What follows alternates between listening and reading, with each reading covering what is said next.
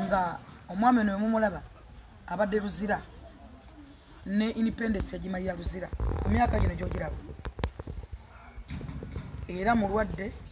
yafuna n'obulwadde obulala yakosebwa ng'ekimusibya kulunda nkoko ze just enkoko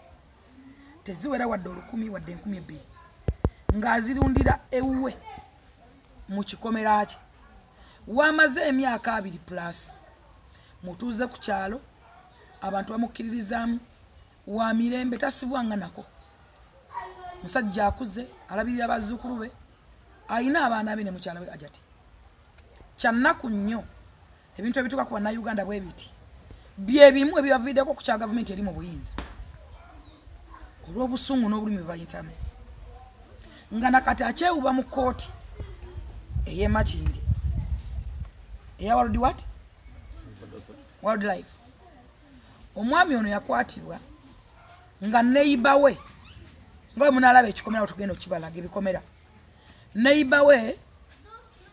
mwami Honorable Mulamba ali ku kadi ya NRM naye weeyo yesimba weeyo bayitayo Bukanga North eyisingiro Bukanga North eyisingiro eyo omwami ye Honorable Nassan Byanyima yagamba yalina omwana omuzungu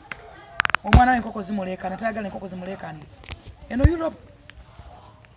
kubanga mbaka wa parliament kubanga wamanya na office zatulamu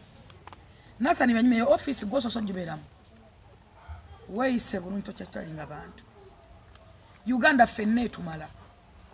n'omukulembeze akkiriza nti Uganda fenne etumala baavu n'abagagga kiki ekyakweta mu baavu abalunda enkoko wajjota mu baavu ye constituency togimanyi gy'okiikira lwaki togenda n'obeera mu constituency musobululwa President Museveni nti eno munyiiza abantu mwene mudamu mu constituency sammwe eri Bukanga North ate no munnaye mwami na mulokole it's a pity kyannaku nnyo kubanga oyo omusajja mulokole obulokole bulagira kino kutokyalinga banno kunyigiza banno neiba goyisa bwoti ono Haji Zubair omusajja yeekulidde wamala atakyasoma n'agamba nti ngenda vuga boda atakyasoma agamba nti ngenda kutambuza mmere ku kkubo oyagala akole mulimu ki ayina abaana n'abazzukulu oyagala akole kinga n'enkoko zimumesezza enkoko zaayogerako omusajja yazizimbya ne kalina nnyonjo nnyo nzeewunza kuba sinalaba kalimbwe sinalaba ku ttondo lya tuzzi teziwunyera nzigenze namu sente yagenda mu PDM n'emuwa sente Honorable Galabuzi guno mulanga ng'okubira Honorable Minister Kasolo ow'ekitiibwa Speaker wa Parliament omusajja yasiba omusajja ono ali mu Parliament omusajja yalwala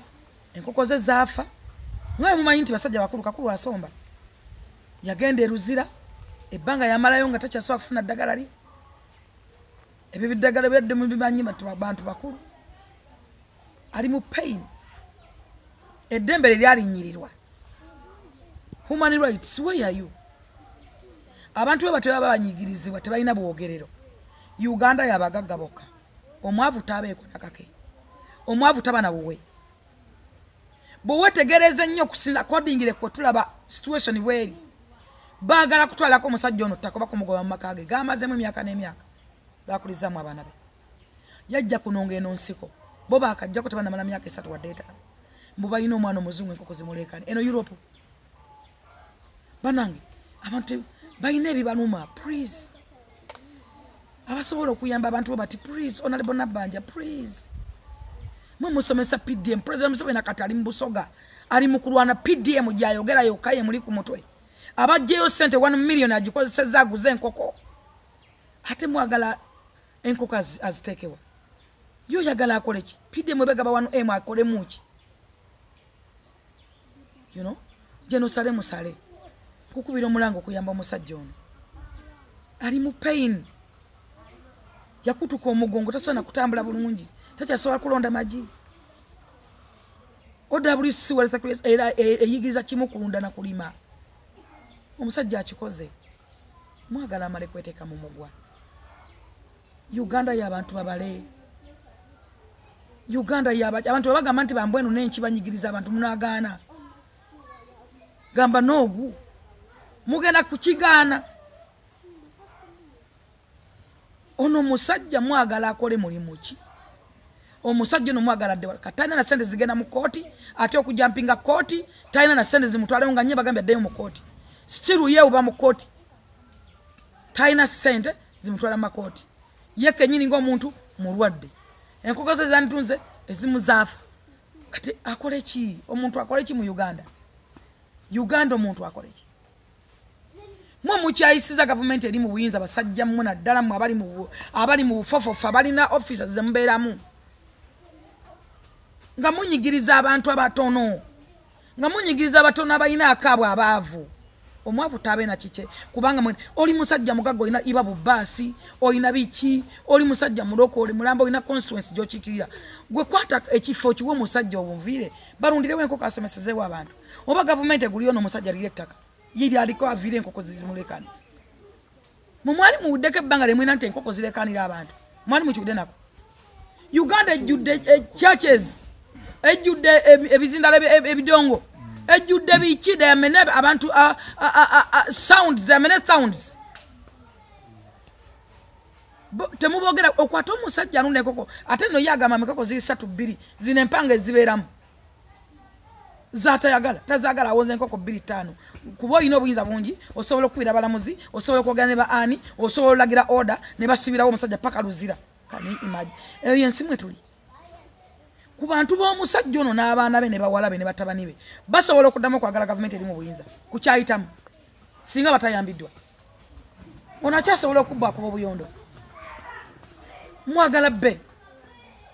ku bizibu ebiri mu nsi n'ababbi batayaya batta abantu ne mukwata omusajja ono olw'okulunda enkoko ne zimutwaza eruzira. Is it true? Really?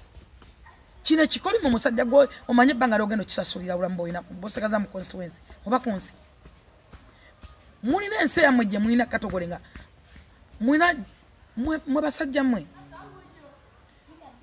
honorable speaker nsabo yamba musajja ono enough mubiri kiguno okugenda ruzira musansira abantu bwe bati bana Uganda mwagala balagiwa aina baganda baba no barwadde bonna baddukira wuwe